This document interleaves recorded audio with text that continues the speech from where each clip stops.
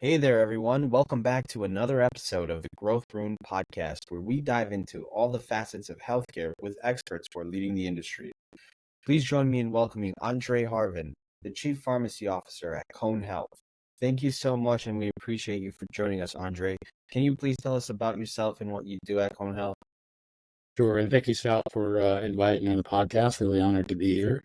So, as a chief pharmacy officer here at Cornell, my job is focusing on responsibility, medications, and how they relate to patients' lives. So, I like to say I actually got this from my mentor many years ago. But he said, you think about pharmacy as kind of like the spine of healthcare, right? A lot of times people don't think about it. But like your spine, it's one of those things you have to take care of. Everything attaches to it, nerves run through it, bones and muscles attached to it. It's a critical aspect of delivering care on a day in, day out basis. And it's probably one of the areas that people think about the least when they go into the hospital system. But if you think about it, when a patient goes into the hospital, they are 99.9% likely to receive at least one medication throughout their stay, which means that they're interacting with pharmacy as a service throughout their entire journey. And that falls in outside of the four walls of the hospital system as well. So in my role, it's focusing on like, how do I take this group of talented individuals, so pharmacy technicians, pharmacists, we have support staff, um, and managing and essentially bringing clinical expertise to one of the most expensive pieces of healthcare, which are medications. So any health system are spending upwards of 30+% of their total budget on drugs, and it's only getting more expensive over time. So we have to be innovative in how we do things like contract, how we apply things operationally, some things like compounding. We're one of the most regulated areas throughout all of healthcare. I mean, there are more laws about what you can and can't do in pharmacy than probably anywhere else within the four walls of the hospital system. And what a lot of people don't recognize is we're also a really big business for healthcare. So when we look at things outside of the normal four walls, we look at retail pharmacies, specialty, cancer care, infusion centers. A lot of those structures help support the overall core mission and function of a hospital system. And so we have a lot on our shoulders with a pretty small group of people. And it's my job to make sure that people in the right places, that we develop leadership, and more often than not, making sure we're leveraging the right technology and systems to help us be more efficient and overall successful in some of our goals. Super interesting. Thank you for that background. So, what is your workflow like?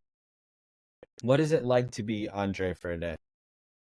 Yeah, Andre's Day it is pretty varied, which I very much enjoy. So it's a great challenge for me. It's one of those things that honestly I wake up in the morning, typically like on Sunday, and I look at what I'm going to try to accomplish that week. And so at one point I may be focusing on my acute care environment, working with those leaders as they adopt new like regulatory frameworks. So it's like how are we compounding medications, or making sure that people are being safe when they're compounding those medications. The product that's reaching the patients is something that is completely free of any kind of contaminants or possible infections.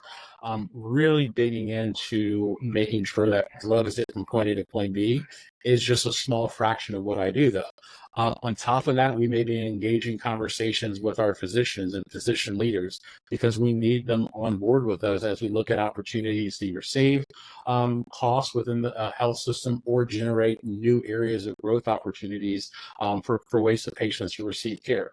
All of that comes together and is a part of the job that I do on a day in, day out basis.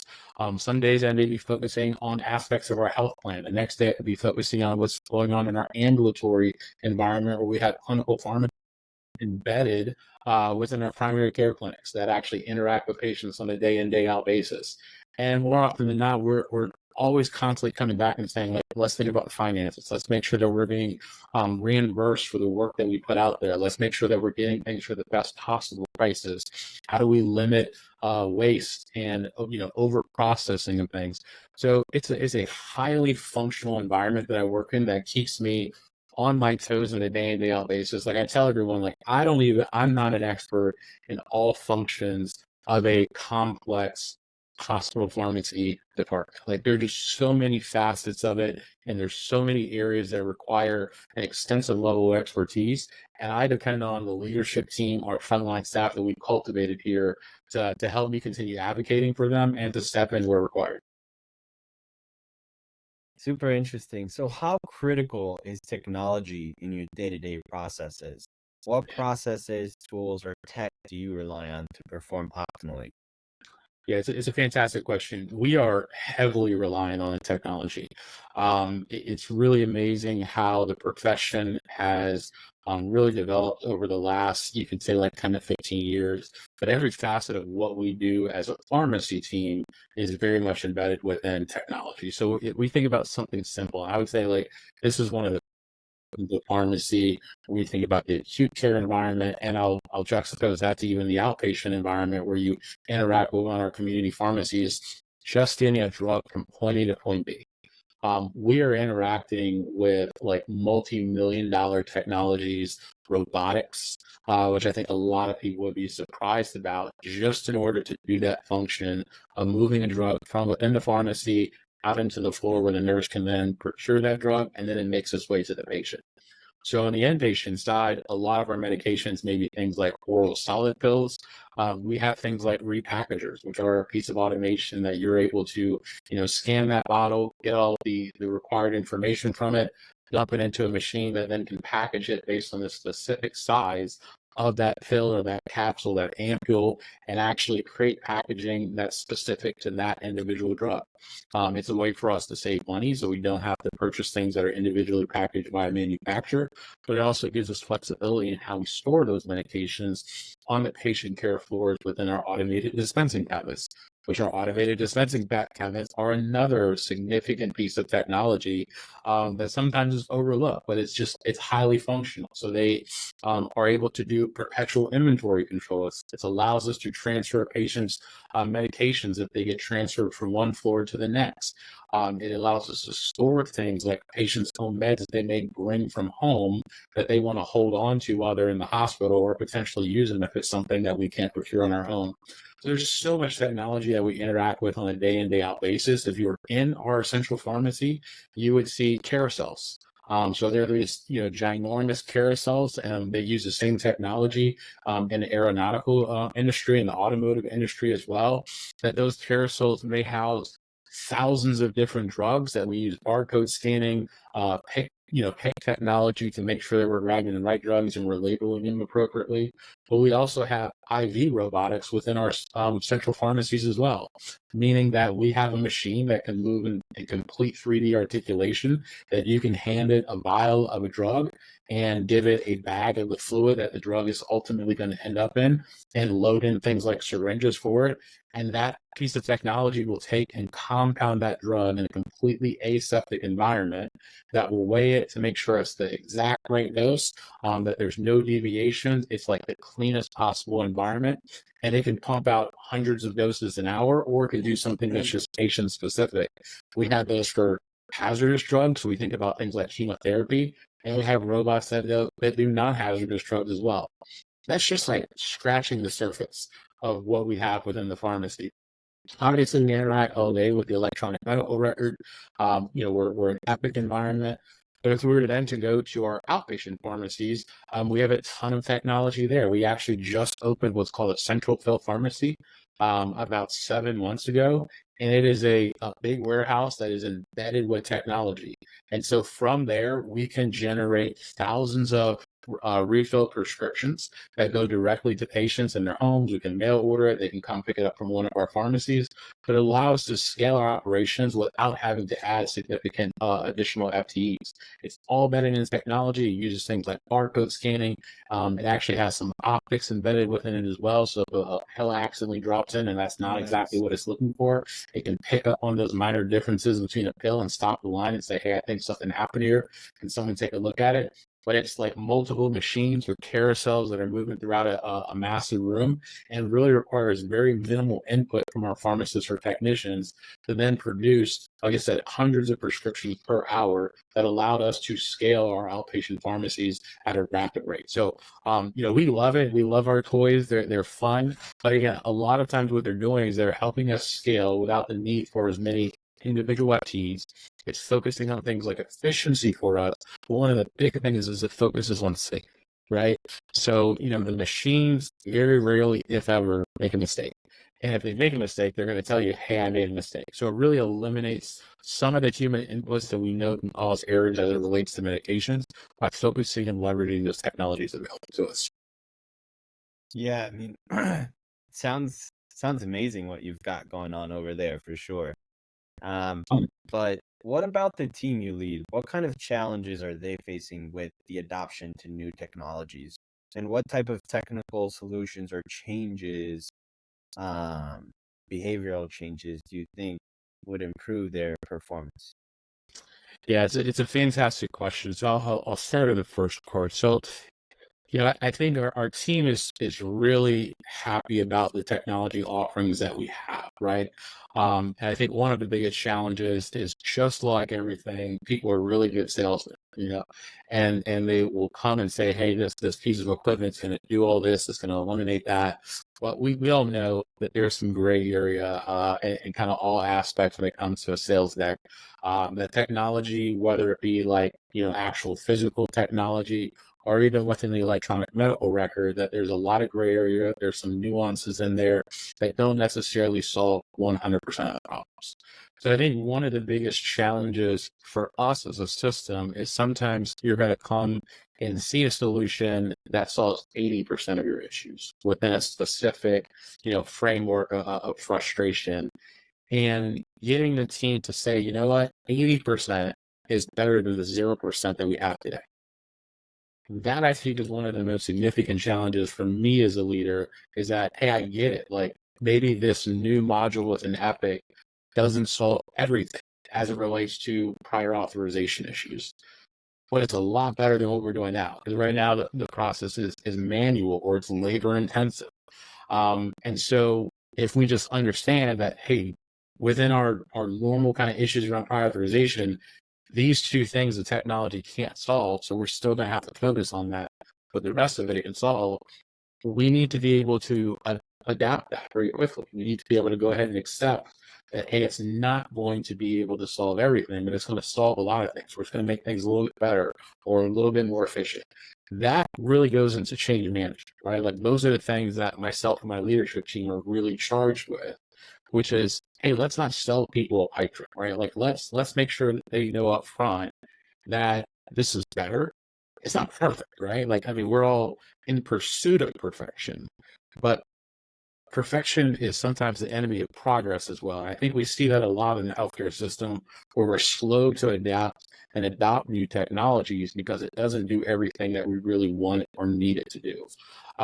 We also need vendors, I think, to be better partners with us and not just stopping with good enough, right? Like truly come to the table as a partner and say, hey, this is going to do a lot for you. And this is where we're not as good right now. Like, this is where we're going to need some assistance. This is where we're going to need you guys to push us. This is where we're going to put our money to develop. But we don't necessarily see that very easily right now. With our vendors as well, they're not used to us challenging them, and a lot of that is because once vendors get into health systems, especially large health systems, they become very stable. Meaning that, well, hey, you're so intertwined with us that you can't really threaten us to go somewhere else. Because like we're in this is a long-term contract, it's a 3-year contract, 5-year contract, some of them are 10-year contracts. So you almost feel like you're kind of prisoner to the moment. Like, okay, what can I do, right? I can't really force them. But I think collectively, as healthcare leaders, we certainly should have the ability and the leverage to come to some of these large vendors, like think about the Epics and the Cerners or like the BDs, and say, what you're offering us right now just isn't good enough. We need more. We need to be able to solve these kind of issues. So I think that's one of the biggest challenges that I see is really getting my team to not only shift into let's be willing to adopt things very quickly, but just because we adopt it doesn't mean we stop there. Like the innovation has to persist. The pushing within our strategic partners is something that we have the right to do, and we are the right people to do it because we're the experts that are dealing with it on a day in, day out basis. And so, I say that's a challenge that I'm in right now as we're looking at, for example, our automated dispensing vendor. Our organization has been with one vendor for 20 plus years, and it's just we've been deeply ingrained with it. And there's another, massive vendor on the market that has a slightly different value proposition. And it's been a challenge to get the team to just say, like, let's do just a true evaluation on the possibilities that exist for either staying in this current relationship or moving to a new relationship. But let's eliminate the difficulty of moving to that new relationship. Like, let's just say we were starting from scratch. Who's the best partner for Cone Health for the next decade? Because when we sign this next contract, that's what it is. It is a 10-year contract that's going to lock us into a big portion of how we get drugs from point A to point B for the next decade. And if we can't like genuinely sit down and say, what are the possibilities and what could change with drug distribution? What could change, from a regulatory perspective? What could change from a workforce perspective in the next 10 years? And now who's the best vendor to help us, meet those challenges? It's a tough thing, but to get them disconnected from that has been a work in progress, and they've done exceptionally well. Of really turning that corner, saying, "Okay, you know what? Like, you don't just get my business because you always have. I'm going to have to push you now, and you're going to have to earn my business." Because that's what this is. This is still a consumerism of healthcare, right? Like, patients don't have to come here to come health. We should earn their business. Patients don't have to use our outpatient pharmacies. We should try to earn that business. And it's the same way with our big long-term, long contract vendors. Like, you don't just get my business, you need to earn it.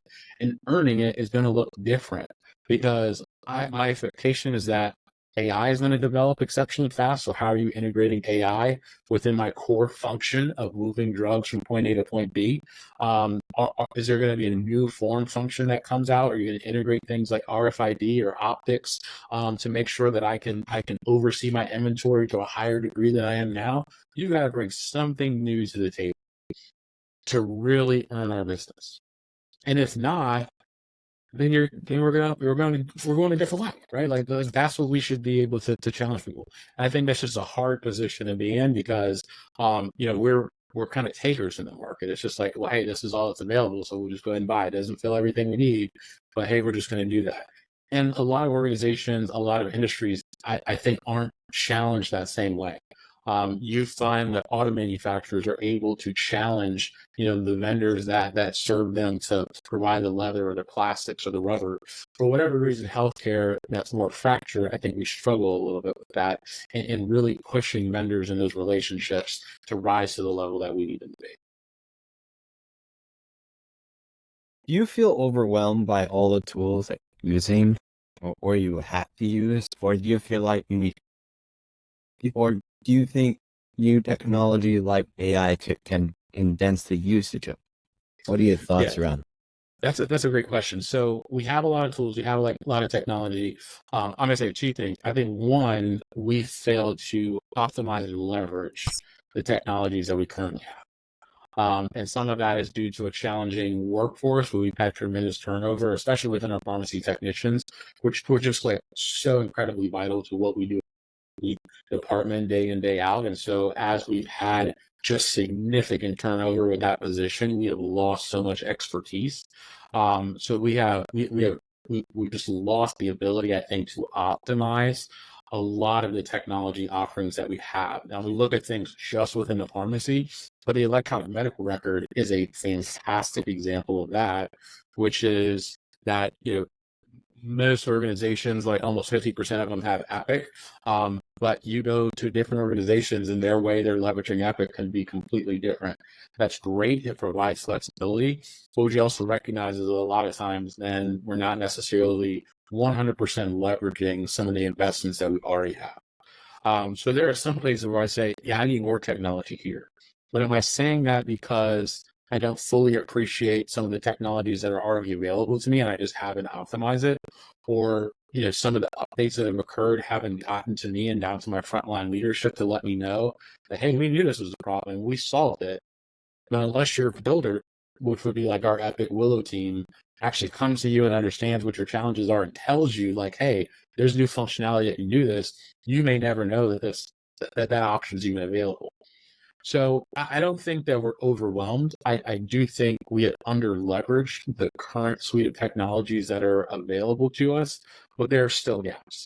My hope with AI, and I actually had this conversation last night, is that right now we're seeing some AI vendors come to us in pharmacy again, because pharmacy is also a really big business, right? So there's a lot of financials there.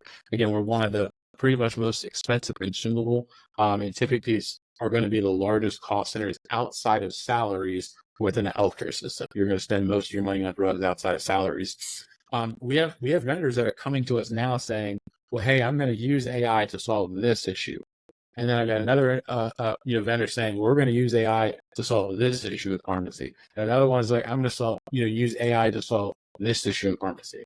And the conversation I had last night is that it is nice. And I think a lot of their products do solve the issue. But what I don't want is to turn around and have 20 AI vendors. That's what I don't want. What I want is someone to come to me and say, you know what, let's solve all the issues within healthcare. Like I really want someone big, like a Microsoft or Google that says, let's just walk through, let's walk through a patient journey. Let's talk about all the failure points that occur from point A to point B. Let's talk about, medication related errors and mistakes that can occur. How can we create a suite of tools under one, large AI umbrella to just fix it all, right?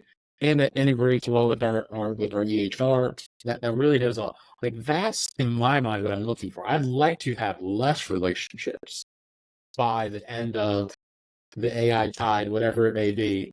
I don't want more. I don't want to have 5 and 6 AI contracts and vendors that I'm working with. And again, they've all been exceptionally pleasant to talk to. I think again, the products that they're creating are spot on. They solve issues. They allow us to scale very quickly with the technology. It solves an issue. They look like they have great ROIs. But I'm really sitting back going, well, can you do more? Because these 2 other companies came to me and said they're going to fix this and this. Are you thinking about going into those areas with the product? Like if you're talking about AI, if you're talking about things like generative AI and being able to parse out information to help us make decisions, are you thinking broader than, hey, this is an area I can get in and make a quick buck? I've had that conversation with AI, and some of them are like, yeah, we'd like to get there. It's in our roadmap, but it's going to be 3-4 years down the road. We're trying to really grow this, and then think about going into that. And others that have said, no, we see ourselves, staying in this area, trying to capture this market, and then allowing others to kind of develop around me. I don't know it's the right strategy. I'm not I don't own my own company. At the end of the day, I'm a salaried employee. But I would say ideally, as a chief pharmacy officer, I would like to have one person. I would really like to have one group that comes in and says, I know that you've got a lot of inefficiencies. I know that you're data rich, right? We've got a lot of information, a lot of data points, and I want to partner with you to solve it. Now, if they want to turn around and package them as suites of solutions, go for it. But one person come and say, let's do this. And let's solve all the issues that are out there for a modern healthcare system, Department of Pharmacy, that's got all of these different arms that we focus on. Let's sit down, let's get everybody to the table, and let's figure out those things that AI can help us What are the be more top 3 efficient and provide greater technological value to our improvements patients that and the you organization. believe would have the most impact for you in 2024? Yeah. In 2024, oh goodness, I don't. That's a limited one. I think that for us, I look at what we're focused on here at Tone Health and how we are going to fit into that. So, like most organizations, we are really focused on, hey, we just got to keep our head above water from the financial pressures that are going on right now in healthcare. And I would say we're very lucky that Tone Health has operated from a position of strength as it relates to our financials, but that has to maintain. So we're actually looking into technology solutions right now that help just turn greater clarity into the business side of pharmacy. Those are things that we've had some talented individuals that are doing it annually, where they're saying, okay, you know what, we've done these transactions, and this is how much it costs us from a drug. Now we're going to look at all the remittance, so all, the actual payments that came in, and just make sure that we're not in the red for any of them. If we are in the red, let's go back and investigate. Let's figure out if it was like a prior authorization, a documentation issue. Do we have like the wrong pricing loaded into it? So we're working with a vendor now that's saying, hey, that problem we believe we can automate. We believe that we can get you to a dashboard level where we are able to directly connect to like what you paid for it through your wholesaler, and then connect that to the dollars that come back in. It can help you look at it from a payer by payer perspective, patient by patient, to say, do you have any trends or things you need to worry about? Are you all of a sudden getting denials of certain HICS codes that you weren't before? To really just help us shore up, I would say, like the blocking and tackling of the business of pharmacy. Like that's going to be critical to us. Number two is really establishing pharmacy's role in value-based care. So Cone Health recently announced that we were merging with Horizon Health, which is a subsidiary of Kaiser Permanente, but it was designed to help systems really step into the value-based care model of the future.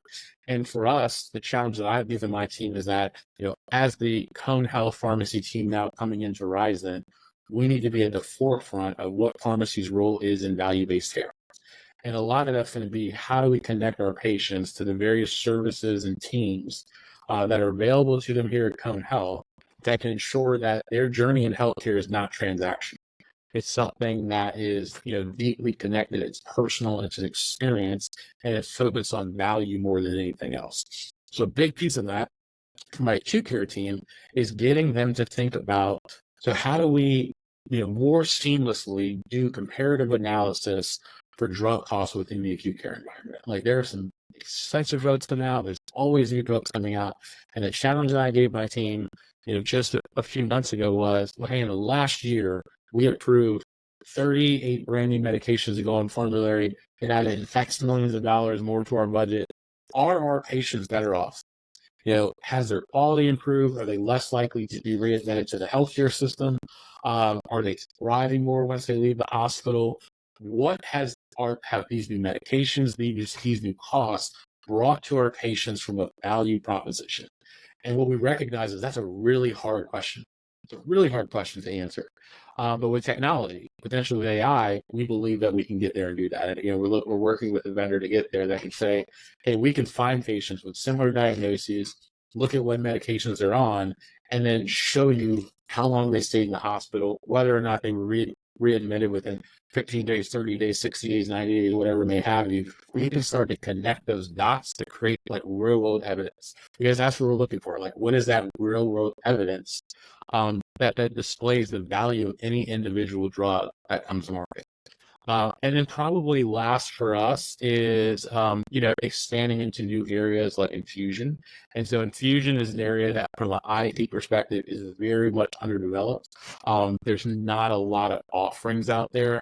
Our hope, though, is that there's a couple of startup team that can say, hey, we can help you scale into outpatient infusion or home infusion very quickly. And it goes away from some of these very old, unfortunately, IT offerings that have been in the market for decades, but really haven't done much to push themselves forward. Wow, So what an adventure. I would say My those are the concluding three thoughts are things that that we AI see has a ourselves big role tackling to within the play in next year. healthcare this year.